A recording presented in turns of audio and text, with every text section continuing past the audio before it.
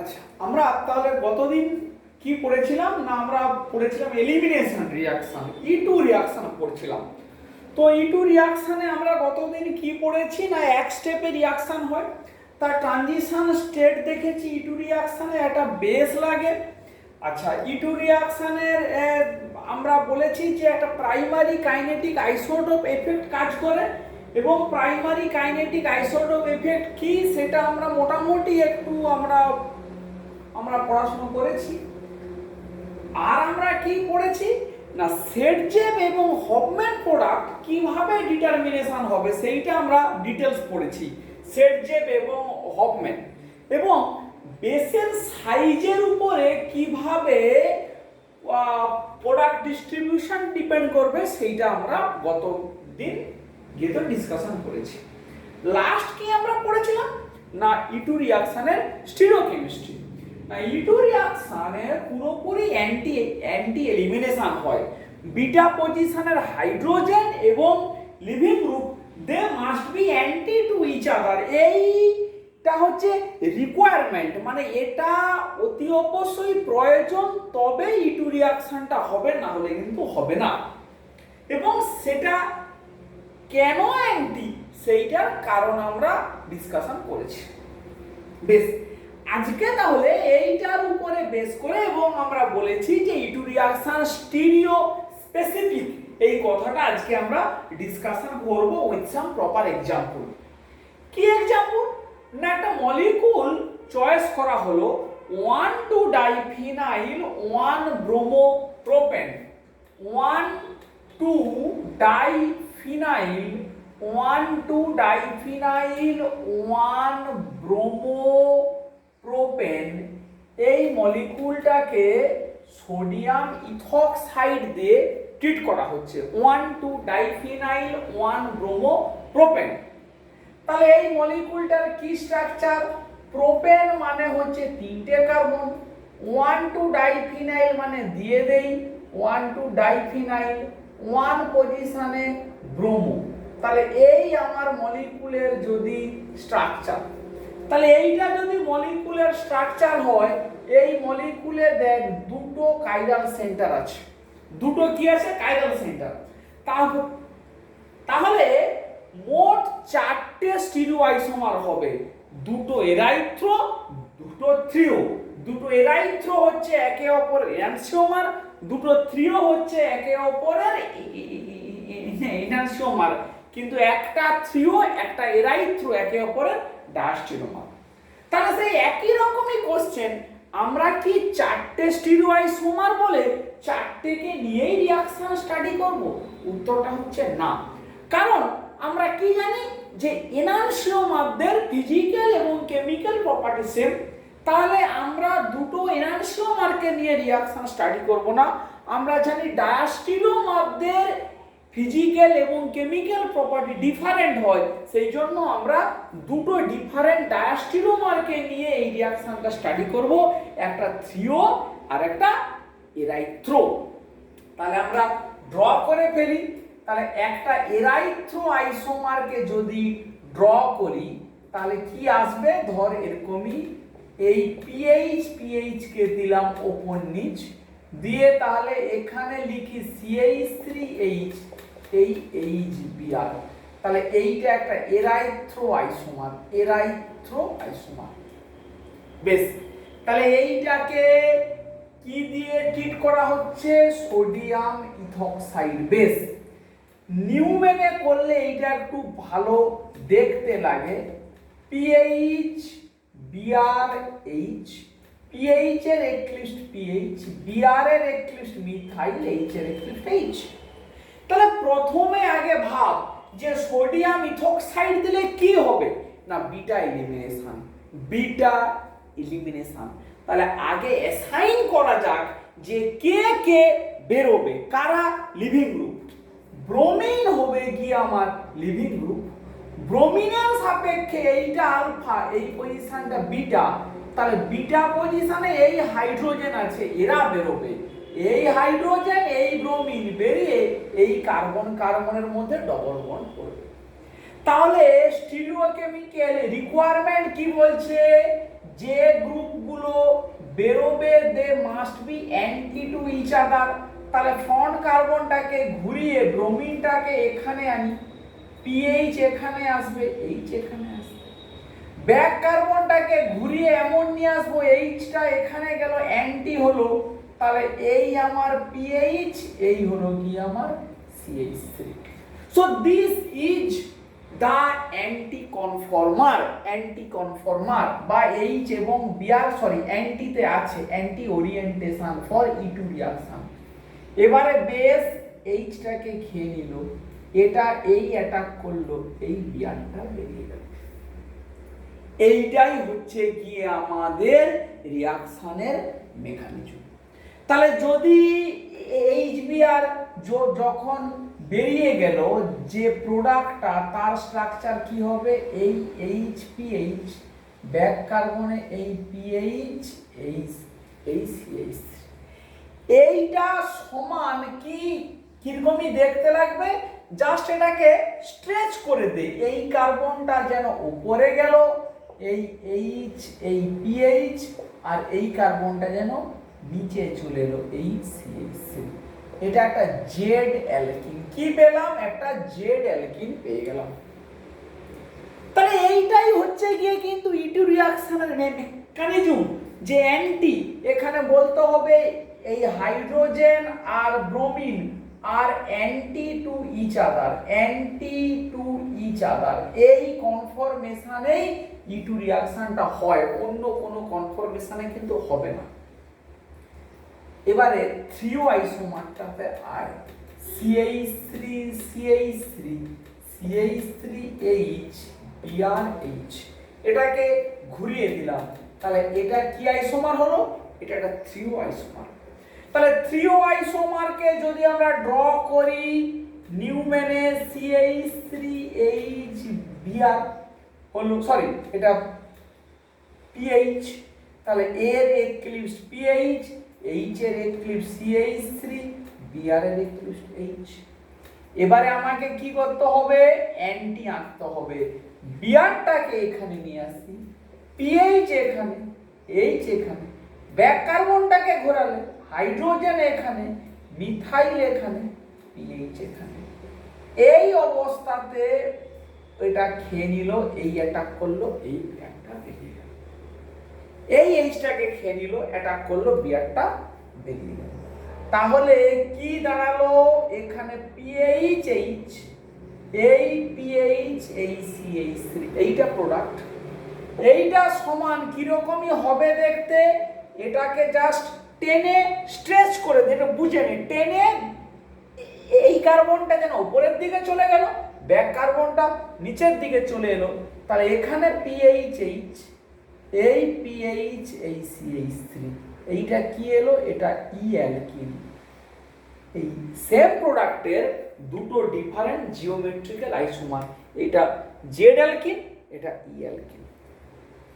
তাহলে এইটা গেল গিয়ে আমাদের রিঅ্যাকশনের বক্তব্যটা, মানে রিঅ্যাকশনের মেকানিজম এবং কোন রিঅ্যাকট্যান্ট কোন প্রোডাক্ট দেবে সেইটা আমরা বোঝালাম। এইবারে এইখানে ধীরে ধীরে অনেকগুলো কথাকে একটু ক্লিয়ার করতে হবে। কি ক্লিয়ার? এই থ্রিও আর এরিথ্রো একই কম্পাউন্ডের দুটো স্টিরিওআইসোমার। আবারও বলছি, থ্রিও আর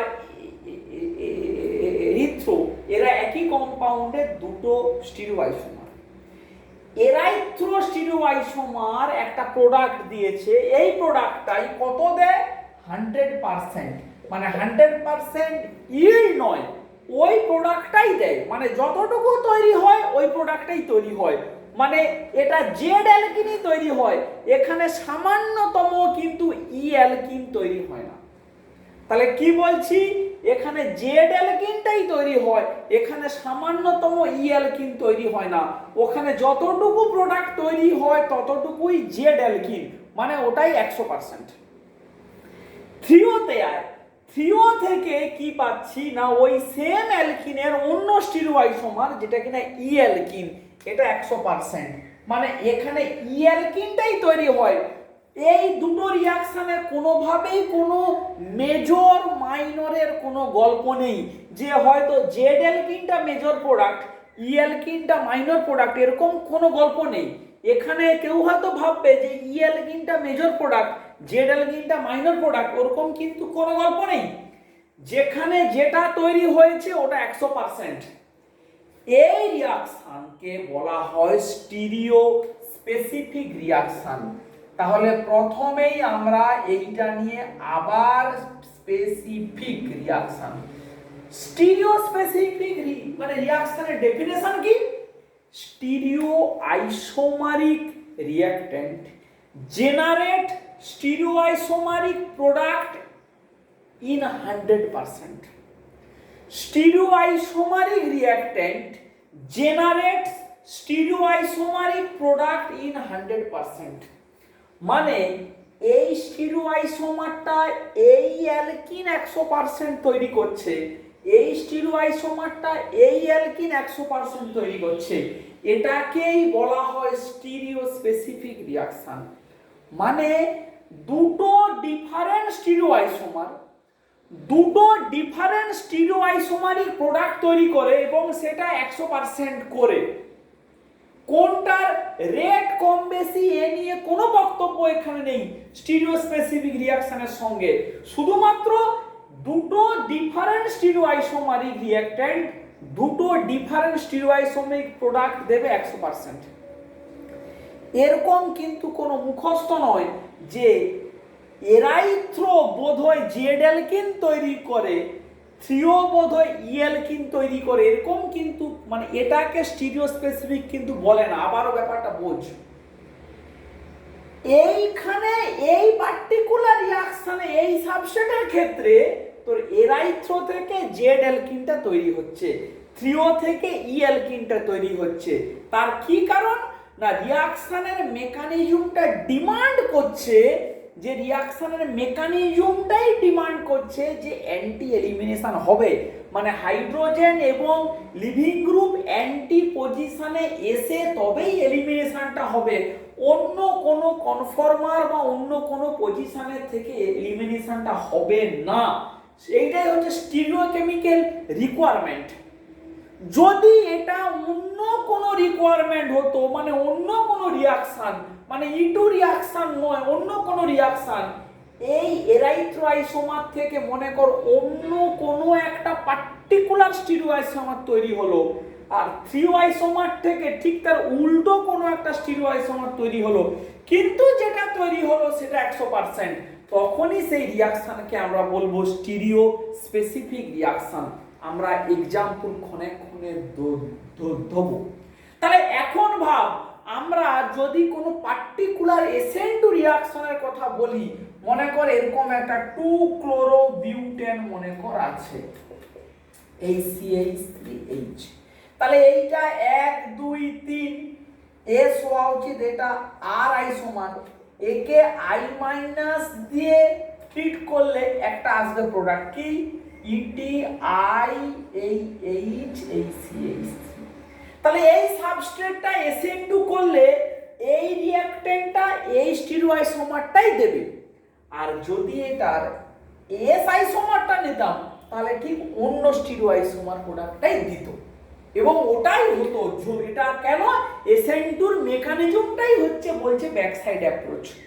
ফলেই আমরা বলেছিলাম যে SN2 reaction stereo specific, SN2 reaction stereo specific, মানে কোন রিয়াকশন যদি 100% SN2 মেকানিজম ফলো করে, it should be stereo specific.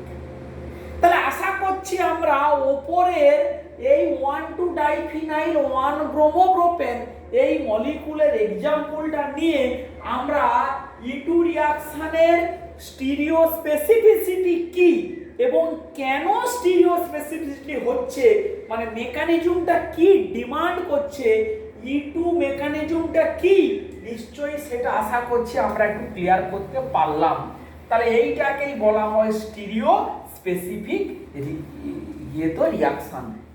এই ধরনের রিয়াকশন মানে তোর স্টিরিও স্পেসিফিক রিয়াকশন তোর এলিমিনেশন যেহেতু রিয়াকশনে হতে পারে, সাবস্টিটিউশনে হতে পারে, যেহেতু অ্যাডিশনে হতে পারে, বিভিন্ন রকম রিয়াকশন স্টিরিও স্পেসিফিক হতে পারে।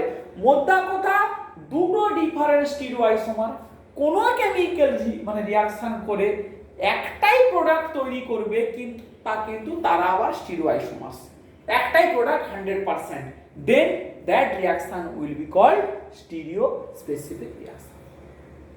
এইটা একটা পার্ট গেল।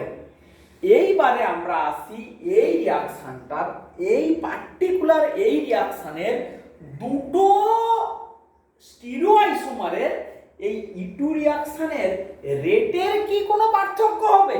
মানে দুটো স্টিরিও আইসোমার, তাহলে এরা কি, এদের মধ্যে রিলেশনশিপ কি না, এরা হচ্ছে ডাস্টিরিওমার, এদের মধ্যে রিয়াকশন রেটের কি কোনো পার্থক্য হবে? তার উত্তরটা কে দেবে? হ্যাঁ, এদের মধ্যে রেটের পার্থক্য হবে। তার কি কারণ? না, যখন এরাইথ্রো আইসোমারটা ইটু রিয়াকশন করছে, এই ট্রানজিশন স্টেটের এই ফিনাইলের মধ্যে হিউজ অ্যামাউন্টের গজ ইন্টারঅ্যাকশন হচ্ছে।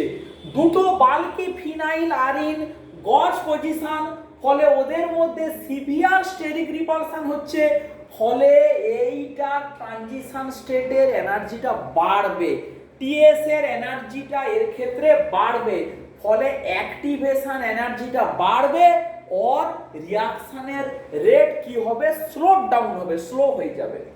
কিন্তু থ্রিওর ক্ষেত্রে ট্রানজিশন স্টেটে ফিনাইল অ্যান্টিতে আছে, ওই ধরনের কোনো গজ ইন্টারঅ্যাকশন হবে না, ফলে থ্রিওর ইটু রিয়াকশনের রেট রিলেটিভলি হায়ার হবে দেন এরাইথ্রো। এই পার্টিকুলার মলিকুলটার ক্ষেত্রে আবারও বলছি, সাবস্ট্রেট টু সাবস্ট্রেট ডিপেন্ডেন্সি কিন্তু আছে। বেশ, তাহলে এইটা গেল গিয়ে একটা প্রবলেম।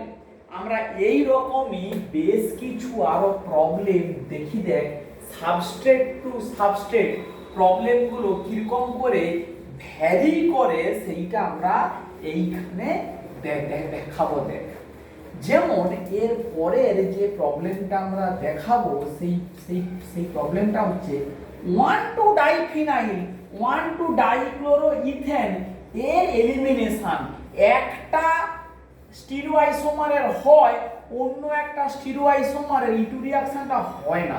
মানে এত স্লো, সেটাকে হয় না বলতে গেলেই চলে।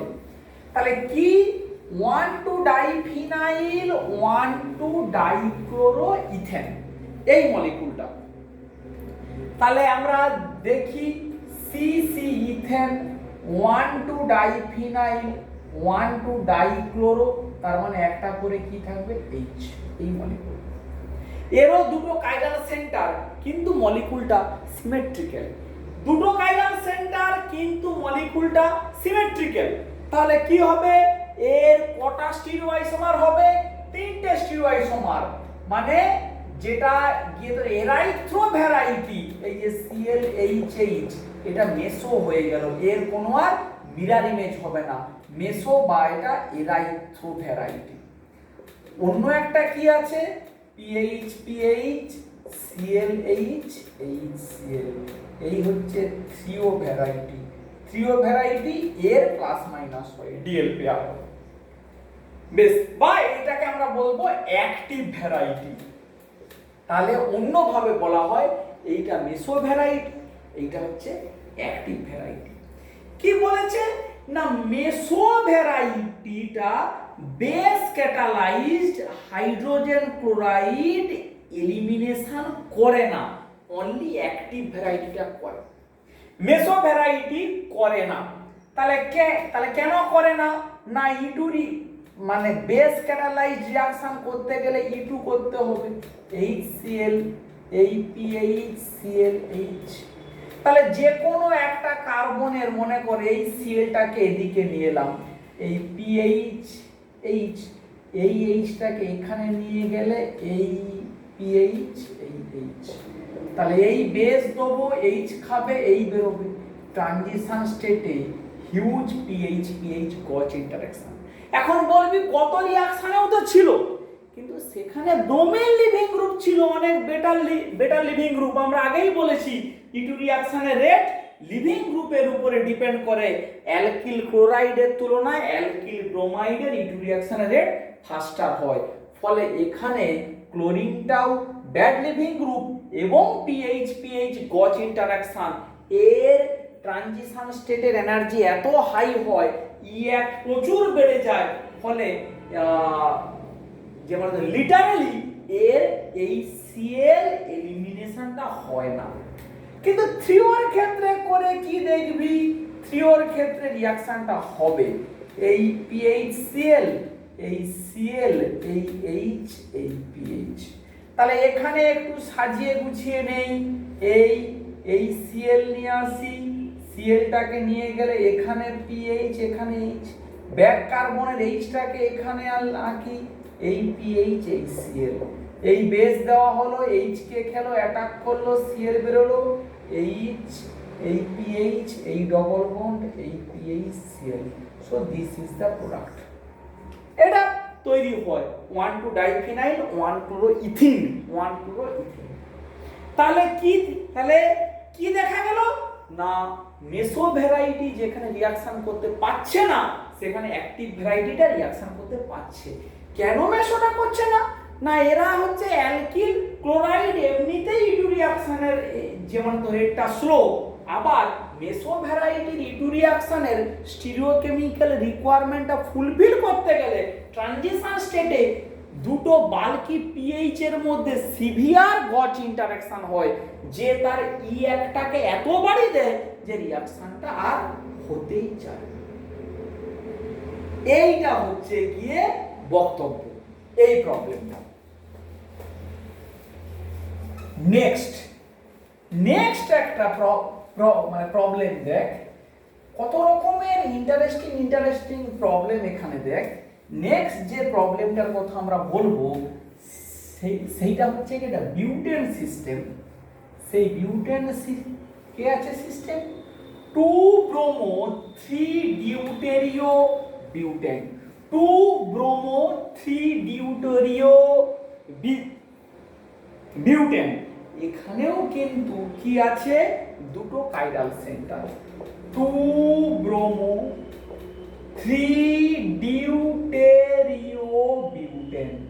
ডিউটেরিও মানে ডয়টোরিয়াম, তাহলে বিউট মানে CCC, 2 bromo 3 deuterio CH3 CH CH CH। এই তাহলে এরও দুটো কাইরাল সেন্টার। কটা স্টিরিওআইসোমার? 4টে স্টিরিওআইসোমার, দুটো থ্রিও আর দুটো আমার এরাইথ্রো। আমি যখন রিঅ্যাকশনটা স্টাডি করব তাহলে কাকে নিয়ে করব না, আমি যে কোনো একটা নিয়ে করব, একটা থ্রিওআইসোমার আর একটা এরাইথ্রোআইসোমার। তাহলে আমি যদি প্রথম এরকম করে শুরু করি CH3 CH3 DH HBr, এইটা একটা এরাইথ্রোআইসোমার। তাহলে একে কি দিয়ে রিঅ্যাকশন হবে?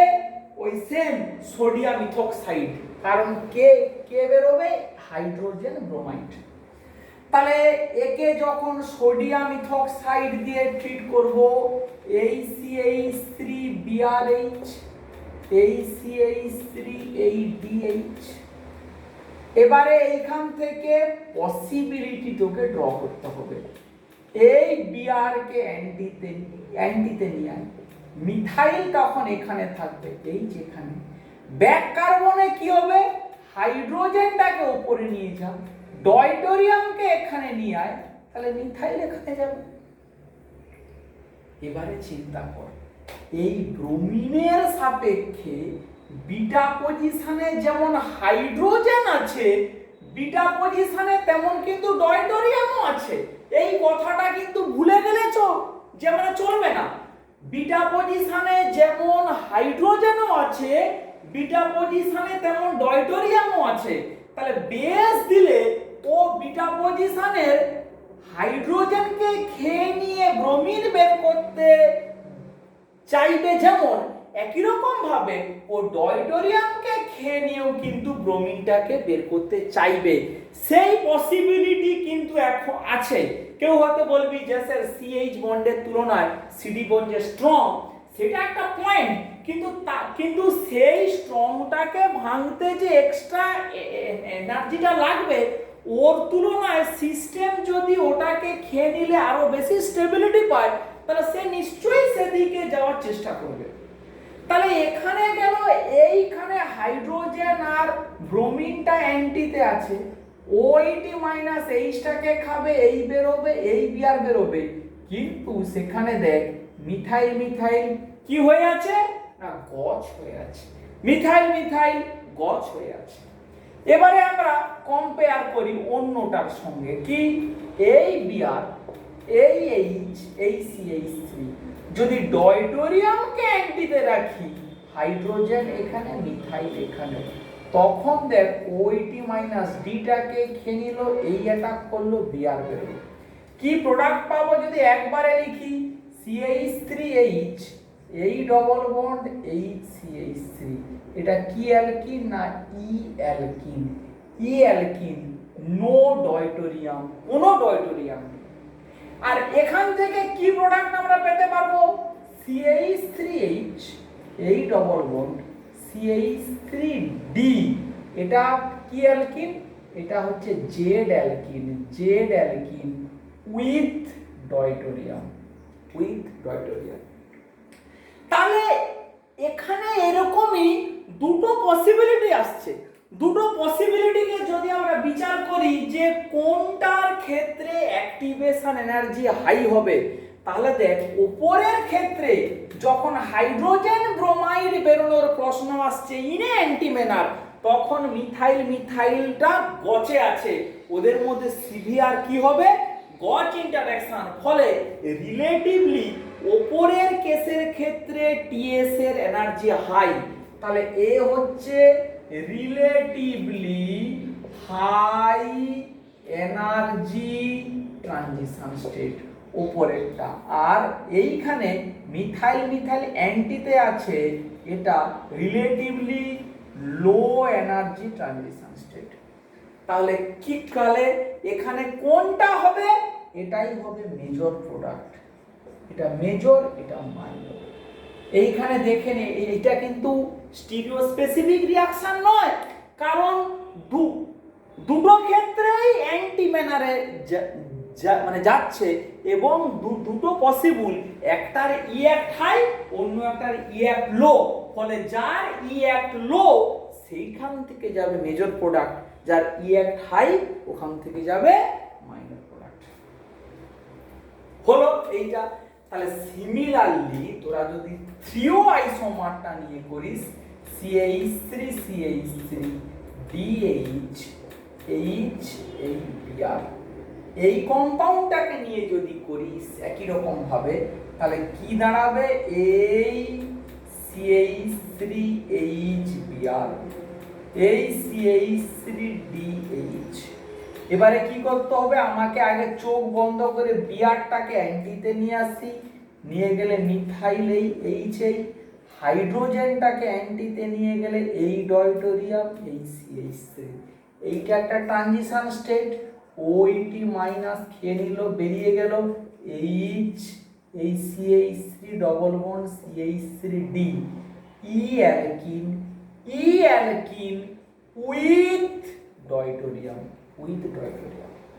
আর এইটাকে যদি আমরা ঘুরিয়ে দেই, তখন কি আসবে, এই বিআর CH3H, যদি ডি এখানে যায় তাহলে এখানে এইচ এখানে CH3, OH মাইনাস যদি ডি কে খায়, তখন মিথাইল মিথাইল সিভিয়ার গজ interaction, HCH3 double bond HCH3, এটা জেড অ্যালকিন। তাহলে এইখানে কি হলো, এইখানটার ক্ষেত্রে এটাই হচ্ছে হাই এনার্জি ট্রানজিশন স্টেট, আর এটা হবে লো এনার্জি ট্রানজিশন স্টেট। তাহলে এইটাই হবে মেজর প্রোডাক্ট আর এটা হবে মাইনর প্রোডাক্ট। তাহলে এরাইথ্রোআইসোমারের ক্ষেত্রে major product E alkene without deuterium, কিন্তু থ্রিওর ক্ষেত্রে মেজর প্রোডাক্টটাও ই অ্যালকিন উইথ ডয়টোরিয়াম।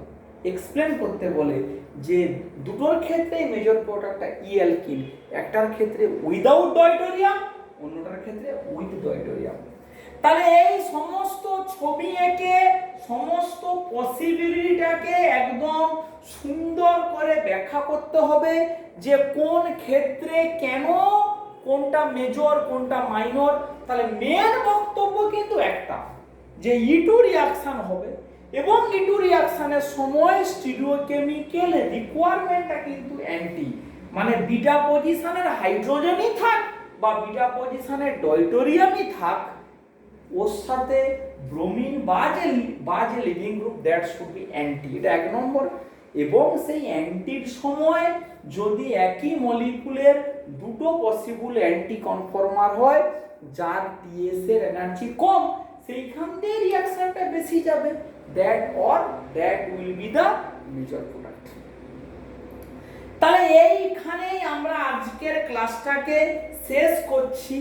এইটাই হলো গিয়ে all example of E2 reaction, যেখানে কি হচ্ছে হাইড্রোজেন আর হ্যালোজেন বেরোচ্ছে। এই রিঅ্যাকশনটাকে আমরা বলতে পারি dehydro halogenation. Dehydro halogenation, D মানে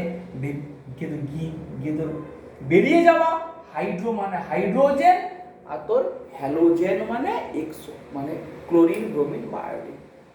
তাহলে এইভাবে আমাদের খেয়াল রাখতে হবে এবং আমাদের এইভাবে ব্যাখ্যা করতে হবে। আজকের ক্লাসটাকে তাহলে আর কন্টিনিউ করছি না, এখানে শেষ করছি। এর পরের দিন আমরা E1CB রিঅ্যাকশন কিন্তু পড়ব। তাহলে আজকে মেইন কি বুঝলাম না, স্টিরিও স্পেসিফিক রিঅ্যাকশনটা পড়লাম, মানে E2 রিঅ্যাকশনকে কেন স্টিরিও স্পেসিফিক বলে সেইটা আমরা বুঝলাম, কারণ তার স্টিরিওকেমিক্যাল রিকোয়ারমেন্টটাই হচ্ছে অ্যান্টি কনফর্মারে গিয়েই সে রিঅ্যাকশনটা করবে। এবং সেই জন্যই পার্টিকুলার স্টিরিওআইসোমার থেকে পার্টিকুলার স্টিরিওআইসোমারিক প্রোডাক্ট ডেভেলপ হয় ইন 100%, এটাকেই বলা হচ্ছে স্টিরিও স্পেসিফিক রিঅ্যাকশন। তাই বলে সমস্ত E2 রিঅ্যাকশন যে স্টিরিও স্পেসিফিক তার কিন্তু কোনো মানে নেই। যেটা হবে সেটা হবে, যেটা হবে না সেটা। ঠিক আছে, তাহলে এই পর্যন্তই আজকে থাকুক।